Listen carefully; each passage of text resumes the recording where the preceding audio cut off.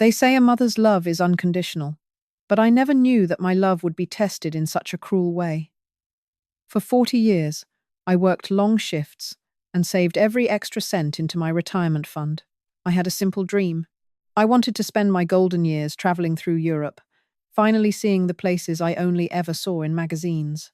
But my son David saw my hard-earned savings as his own personal bank account. One week before his lavish wedding, I checked my balance and nearly collapsed.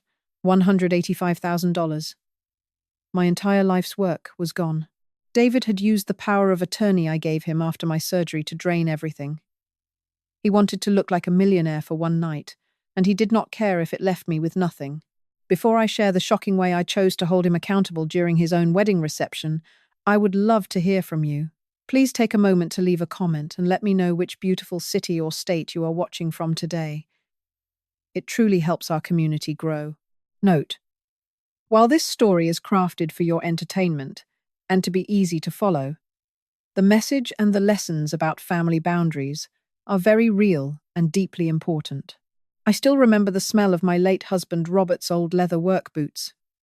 He was a good man, a hard-working man who spent 30 years at the local plant. When he passed away unexpectedly, he left me with a small house in the suburbs and a heart full of grief.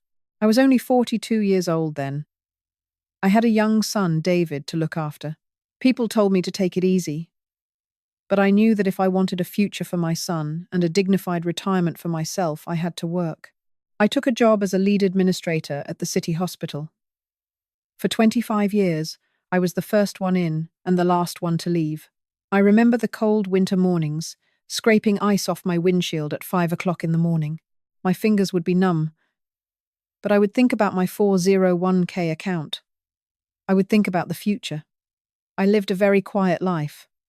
I did not buy new clothes every season. I did not go out to fancy dinners. Every single time I received a bonus or a tax refund, it went straight into that account. On my kitchen counter, I kept an old blue mason jar. It was my physical reminder of what I was building.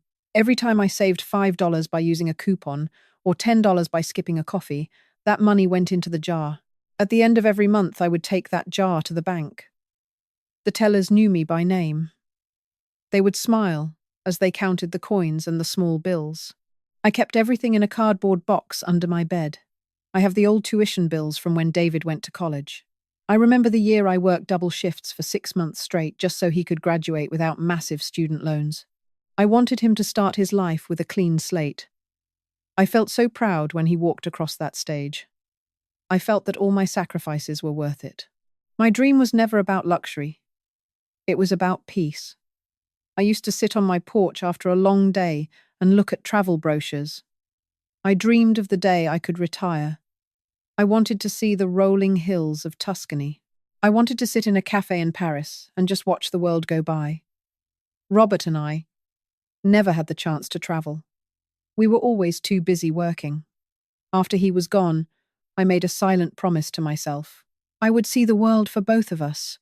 By the time I reached 65, that account had grown significantly. $185,000. To some people in the big cities, that might not seem like much. But to me, it was everything. It was my safety net. It was my medical fund for when my body eventually slowed down.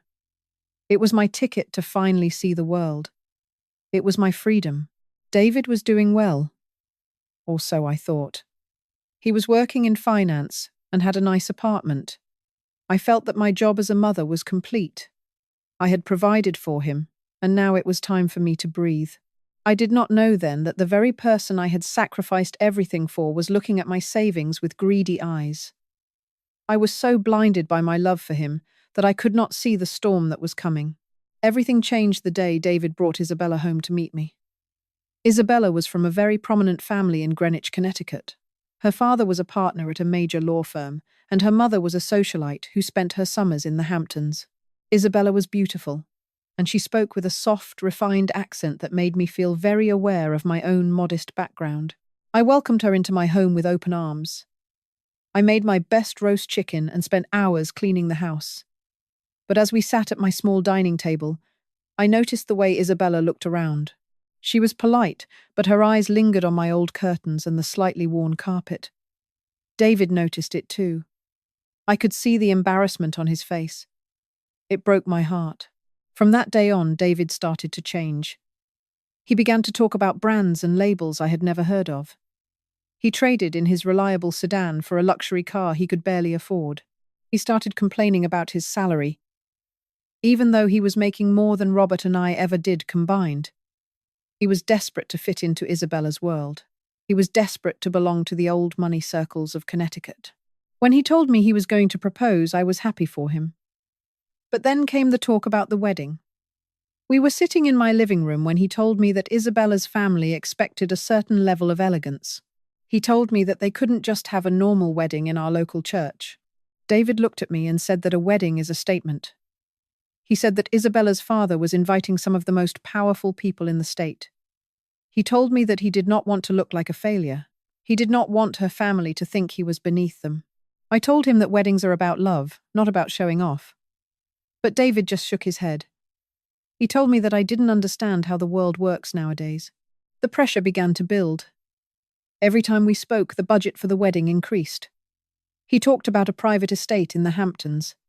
He talked about custom suits and 5-course meals. He talked about flower arrangements that cost more than a year's worth of my mortgage payments. I could see the stress in his eyes, but it was a stress of his own making. He was chasing a ghost. He was trying to buy a life that he had not earned. I tried to warn him. I told him that starting a marriage with massive debt is a mistake, but he didn't want to hear it. He started to pull away from me. He only called when he wanted to complain about the costs. He told me that Isabella's parents were paying for a large portion, but he was expected to cover the rest to show he was a man of means. I felt a deep sense of unease. I saw my son turning into a stranger. He was no longer the boy who helped me count coins from my mason jar. He was a man who was obsessed with an image. He was obsessed with a life that was built on sand. And I had no idea that he had already decided that my retirement was the price he was willing to pay for his vanity. Getting older is a series of small surrenders, but nothing made me feel more vulnerable than my hip surgery last year. It happened on a rainy Tuesday. I slipped on the porch, and just like that, my independence was gone.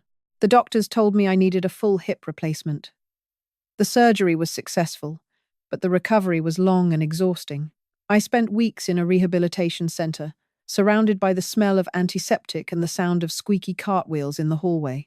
For a woman who had always taken care of herself, being dependent on others was a bitter pill to swallow. I couldn't even get a glass of water without help. That was when David stepped in. He became the devoted son I always thought he was. He visited me every day after work. He would sit by my bed and tell me about his day. And for a moment I felt so lucky. I thought to myself, I raised him well. He is here for me when I'm at my lowest. One afternoon, while I was still groggy from the pain medication, David brought a small cooler to my room. He told me he had made his grandmother's special chicken noodle soup. The smell was so familiar, so comforting. He sat there and blew on the spoon, feeding me like I was a child again. My heart felt so full of love. Between sips of soup, he started talking about my finances. He told me that the hospital bills were piling up. He mentioned that the insurance company was being difficult and that someone needed to manage the payments for my mortgage and utilities while I was stuck in rehab. He looked so concerned, his brow furrowed with worry. He told me that I should not have to stress about money while I was trying to heal. He suggested that I give him power of attorney. I hesitated for a second. Power of attorney is a very serious thing. It gives another person the keys to your entire life. But then I looked at the bowl of soup. I looked at my son, who had spent his entire evening sitting in a plastic hospital chair just to be with me. I felt guilty for even doubting him. I thought, he was my only child. Who else can I trust if not him? He pulled the documents out of his briefcase. They were already printed and ready. He had a pen in his hand. I remember my hand was shaking as I signed my name on those lines. I was tired. I was in pain. I just wanted everything to be taken care of. I handed the papers back to him, and he tucked them away quickly. Too quickly, perhaps. But I didn't notice it then. A few days later, no credence. He brought his laptop to the hospital. He said he was setting up the online bill pay for me. He asked for my login credentials for my 401k and my primary savings account. He said he needed to link them to ensure nothing went into collections. I watched him type. I saw the screen reflected in his glasses. That was the moment he saw it. $185,000. I saw his fingers pause on the keyboard. He stared at the screen for a long time. I asked him if everything was okay. He cleared his throat and smiled, but it was a different kind of smile. It didn't reach his eyes. He told me that everything was fine and that I had done a great job saving for my future. He sounded distant, as if he were already miles away, planning something in his head. I stayed in rehab for another month. David continued to visit, but the soup stopped coming. He was always on his phone, checking his watch, talking about the wedding and the pressure from Isabella's family. I told myself he was just busy. I told myself that a wedding is a lot of work. I had no idea that while I was struggling to learn how to walk again, my son was busy walking away with my life's work. He used that power of attorney to open a door I never intended for him to enter. He saw my survival fund as a trophy for his luxury wedding. And I, in my weakness and my love, had handed him the key. The week before the wedding was filled with a nervous energy. I was finally back at home, walking with a cane, but feeling much stronger. I wanted to do something special for David and Isabella. I knew the wedding was going to be an extravagant affair, and I wanted to give them a gift that truly mattered. I decided I would withdraw $10,000 to give them as a down payment for a house, or perhaps to fund their first year of marriage. It was a lot of money, but I felt that my 401k could handle it. I dressed in my favorite blue suit and drove myself to the bank. It was a beautiful, sunny morning in May. The birds were singing, and the air smelled like cut grass. I felt a sense of pride as I walked through the heavy glass doors of the bank. I had been a customer there for over 30 years. The teller, a kind woman named Sarah, recognized me immediately. She asked about my hip, and we chatted about the upcoming wedding. I handed her my slip and told her I wanted to make a withdrawal. Sarah typed into her computer, her jewelry clinking softly as she moved. I was looking at a display of brochures for vacation rentals, imagining my trip to Italy, when the silence in the room became heavy. I turned back to the counter. Sarah's face had gone pale. She was staring at the screen with a confused expression. She whispered that there must be a mistake. She refreshed the screen. She checked it again. Then she looked at me with eyes full of pity. She told me that she couldn't process the withdrawal because there were insufficient funds in the account. I laughed. I actually laughed. I told her that was impossible. I told her I had over $185,000 in that account. I told her I had saved it for 25 years. I asked her to check the 401k and the linked savings. Sarah called over the bank manager, a man named Mr. Henderson. They took me into a small private office in the back. The room felt very small. The air felt very thin. Mr. Henderson turned the monitor toward me. I stared at the screen. My name was at the top. The account number was correct. But the balance was a long, cold row of zeros. $0. 0 cents. I felt a chill move up my spine that had nothing to do with the air conditioning. It was a coldness that started in my bones and spread to my heart. My hands began to shake so violently that I had to tuck them under my thighs. The noise of the bank outside, the muffled voices, and the sound of the street all seemed to fade away into a high-pitched ringing in my ears. Mr. Henderson explained that the funds had been transferred out in 3 large installments over the last 3 weeks. He showed me the digital signatures. They had been authorized using the power of attorney. The money had been moved into an account belonging to David. My David. My son. I couldn't speak. My throat felt like it was filled with dry sand. I tried to stand up, but my legs felt like they were made of water. I had to lean on my cane just to keep from falling. I remember thinking, this is a dream. This has to be a nightmare. Any moment now. I will wake up in my bed and everything will be fine. But I didn't wake up. I walked out of that bank and into the bright, mocking sunlight of the afternoon. The world looked exactly the same as it did 30 minutes ago. But for me, everything had changed. My future was gone. My trip to Italy was gone. My security, my health fund, my peace of mind, all of it had been stolen by the person I loved most in this world. I sat in my car in the parking lot for an hour, just staring at the steering wheel. I thought about those years of working double shifts. I thought about the blue mason jar on my counter. I thought about the chicken noodle soup David had fed me in the hospital. Every spoonful of that soup was a lie. Every kind word was a distraction. He had waited until I was at my weakest to strip me of everything I owned. I felt a sense of betrayal so deep that it felt physical, like a weight pressing down on my chest. $185,000. Gone. Not lost to the stock market. Not spent on a medical emergency. But taken by my own flesh and blood to pay for a party. I realized then that I didn't just lose my money. I had lost my son. I did not call him first. I did not want to hear his voice over a phone line where he could simply hang up on me. I got into my car and drove to his new apartment in the city. My heart was pounding so hard against my ribs that it felt like it might bruise. I kept thinking about the boy who used to hide behind my legs when he was scared. I kept thinking about the boy who cried when he scraped his knee. I could not reconcile that child with the man who had just erased my future. When I arrived, David opened the door wearing a silk robe. He looked relaxed, like a man without a care in the world. When he saw me standing there with my cane, his face did not show guilt. It showed irritation. He sighed, a long, heavy sigh, as if my presence was a burden he didn't want to deal with. He didn't even invite me in at first.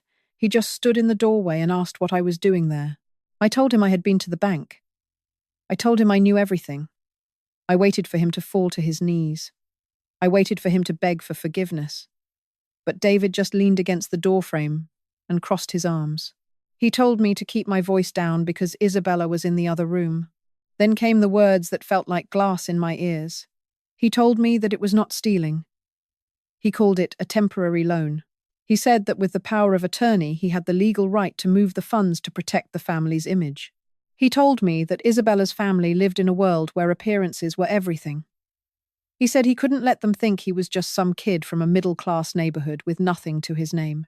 I asked him how he could take my $185,000. I told him that was my life's work. I told him about my dream of seeing Italy. David actually laughed. He told me to stop being so dramatic. He said that I was 65 years old and that I didn't need that much cash sitting around.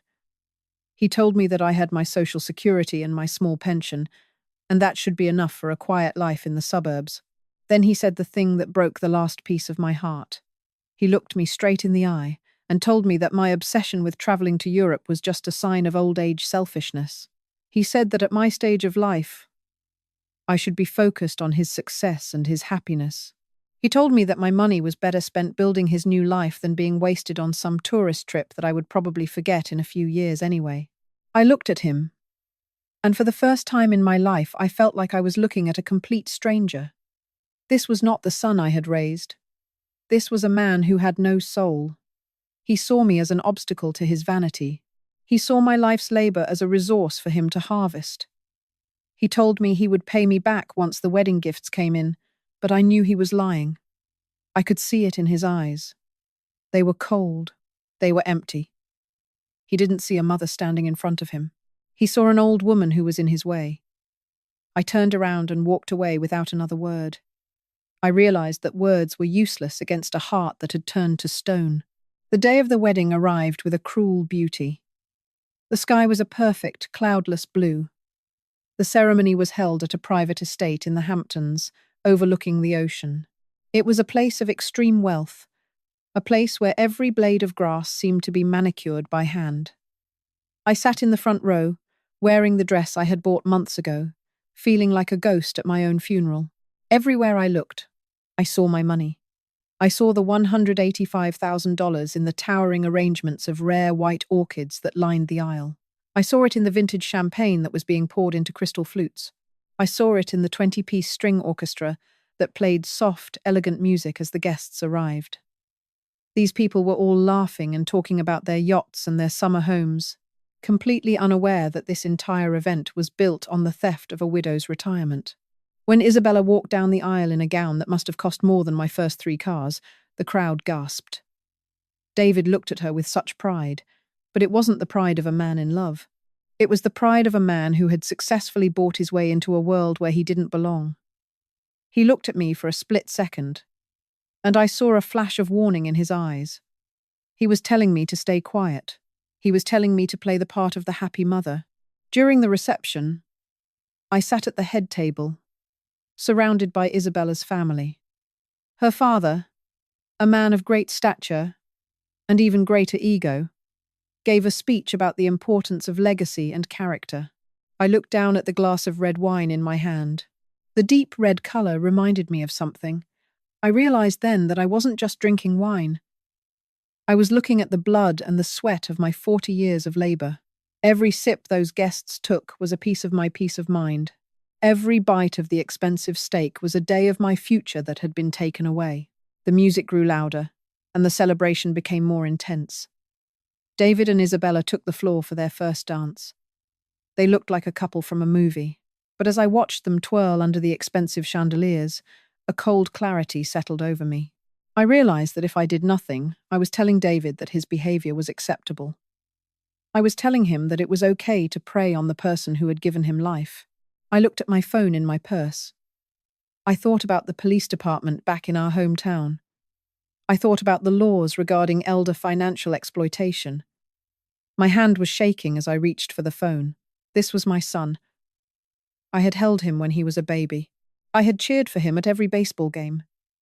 But he was also a man who had committed a crime. He had exploited my trust and my physical weakness to steal my security. I stood up and walked away from the noise and the laughter. I found a quiet corner in the garden, near the cliffs where the waves were crashing against the rocks. I dialed the number for the police. When the officer answered, my voice was steady. I told him my name. I told him that I wanted to file a formal report for financial abuse against my son, David. I told him about the power of attorney. I told him about the $185,000. As I spoke, I felt a strange sense of relief. For the first time since I stood in that bank, I felt like I had my power back. I was no longer just a victim. I was a woman holding a thief accountable. I looked back at the glowing lights of the tent where the party was still in full swing. David thought he had won. He thought he had successfully traded my life for his luxury. He had no idea that while he was dancing, the walls of his beautiful stolen life were already starting to crumble. The 3 weeks David spent in Bora Bora must have felt like a dream. I can only imagine him lounging on white sands, spending my retirement money on expensive excursions and $500 dinners. But while he was living a lie, I was busy with the truth. I worked closely with a detective from the Elder Abuse Unit and a lawyer who specialized in financial exploitation. We traced every dollar. We documented the unauthorized transfers. By the time David's flight touched down back in the United States, the trap was set. He didn't get a warm welcome home. Instead of a limousine waiting to take him back to his luxury apartment, he was met at his door by 2 officers and a process server. I wasn't there to see it, but my lawyer told me everything. David's face apparently went from tan to ghostly white in a matter of seconds. They served him with a legal summons and informed him that his bank accounts, the ones holding what was left of my $185,000, had been frozen by court order. But the legal fallout was only the beginning. In the world of old money where Isabella's family lived, reputation is more valuable than gold. They can forgive a man for being poor, but they will never forgive a man for being a thief. The story of what David had done to his own mother leaked out. It didn't take long. In those social circles, everyone talks. Isabella's father, a man who built his entire life on the concept of honor, was beyond disgusted. He didn't just want David out of his house. He wanted him out of his daughter's life forever. He viewed David as a predator who had used his own mother's physical illness to fund a fraud. I was told about the final meeting between David and Isabella's father. It took place in a cold, wood-paneled office. David tried to explain himself. He tried to use the same loan excuse he had used on me, but Isabella's father didn't let him finish. He took the wedding ring that Isabella had already taken off her finger and placed it on the desk. He told David that he thought he was welcoming a gentleman into the family, not a criminal who preys on the elderly. He told David that his family had no room for a man who would steal the security of the woman who gave him life. The annulment happened so fast it made David's head spin. Isabella's family had the best lawyers in the country. They made sure David walked away with nothing. He lost the luxury apartment they had leased. He lost the high-end SUV. He was even fired from his job at the finance firm because they couldn't have someone charged with elder financial exploitation managing other people's money. Within 2 months, the man who had stood at a podium in the Hamptons bragging about his success was living in a motel. He was buried under the massive credit card debt he had accumulated to keep up with Isabella's friends. The bank eventually moved to foreclose on everything he had left. He had built a castle out of sand, using my money as the foundation, and the tide of justice had finally come in to wash it all away. I felt no joy in his suffering, but I felt a profound sense of peace knowing that he could no longer hurt me. 2 years have passed since the day I stood in that bank and felt my world fall apart. It took a long time and a lot of legal battles, but I managed to recover a significant portion of my funds through the court's restitution orders and by suing the bank for failing to flag the suspicious activity. I didn't get every penny back, but I got enough to secure my future. Today, I am not sitting in a cold hospital room or a lawyer's office. I am sitting on a stone terrace in Tuscany, Italy. The sun is beginning to set over the rolling hills, painting the vineyards in shades of deep orange and gold. The air smells like blooming jasmine and wood smoke. It is exactly as I imagined it would be when I used to look at those travel brochures on my porch back in America. I traveled here alone, and for the first time in my life, I don't feel lonely. I feel free. I realized that my 40 years of hard work were not wasted. They were just delayed. I am finally living the life that Robert and I dreamed of. I have made friends with the local shopkeepers, and I spend my mornings walking through the ancient cobblestone streets without a cane. My hip has healed, and so has my spirit. While I was sipping a glass of local red wine, my phone buzzed on the table. I usually keep it on silent, but I saw a message from a number I hadn't seen in a long time. It was David. He had found a way to message me through a social media app. The message was pathetic. He told me he was working double shifts at a fast food warehouse, barely making enough to pay for his tiny studio apartment. He told me he was drowning in debt and that he was so sorry for what he had done. He said he had learned his lesson. He asked if I could find it in my heart to send him just a few $1,000s to help him get back on his feet. He said, "Mom, I'm your only son. Please don't leave me like this." I looked out at the Italian sunset. I thought about the boy I used to feed. I thought about the man who fed me soup while he was planning to rob me. I realized that if I sent him money now, I would be participating in his delusion. I would be telling him that there are no real consequences for his actions. I picked up the phone and typed my final response. I told him that I was glad he had learned his lesson. I told him that the most important part of that lesson is understanding that actions have permanent consequences. I told him that I hoped he would find his way and build a life based on honesty instead of vanity. But then I told him the truth. I told him that I was busy living the life I had earned, and that I no longer had any room in my world for someone who saw me as a target instead of a mother. I didn't wait for a reply. I blocked his number. I felt a weight lift off my shoulders that I didn't even know I was still carrying. I put the phone face down on the table and looked back at the hills. A waiter came by and asked if I needed anything else. I smiled at him and said, "No, thank you. I have everything I need." I took a sip of my wine and realized that the greatest act of love I could give my son was to let him face the reality he had created for himself. And the greatest act of love I could give myself was to finally, after 67 years, put my own happiness first. David wanted a wedding that cost a fortune. He got it. But the price was his mother's presence in his life. And that is a debt he will be paying for a very long time. As I sit here in the quiet beauty of my new life, I often think about the choices we make for the people we love. We give, We sacrifice. We spend decades working long hours, hoping that our children will grow into adults with honor and integrity. But sometimes they lose their way. My son, David, allowed his vanity to blind him to the value of his own mother. He thought my 40 years of hard work was just a resource for him to use. He was wrong. Choosing to hold him accountable was the hardest thing I have ever done. I spent many nights crying, wondering if I was being too harsh. But it was not just about the $185,000. It was about the principle. It was about the fundamental truth that respect for our elders is not an option.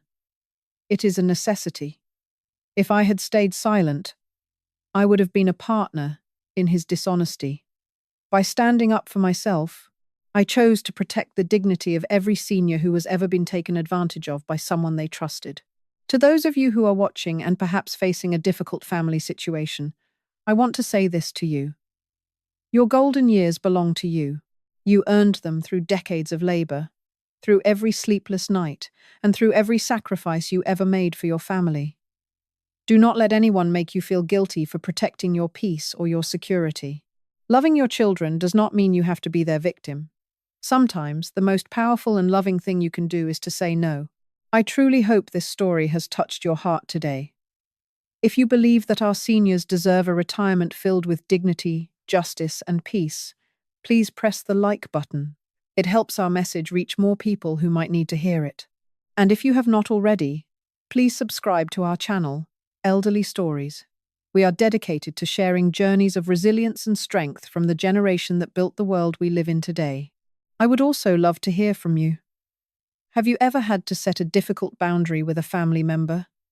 Your wisdom and your experiences are so valuable to this community. Please share your thoughts in the comments below. We are all here to support one another. Note: while this story was created for your entertainment and to share an important moral lesson, the issues of financial security and family boundaries are very real. If you or someone you know is experiencing financial exploitation, please reach out to your local authorities or a professional advisor. Thank you so much for spending your time with me today. Take care of yourselves. You have worked hard, and you deserve a sunset that is as bright and beautiful as your heart. God bless.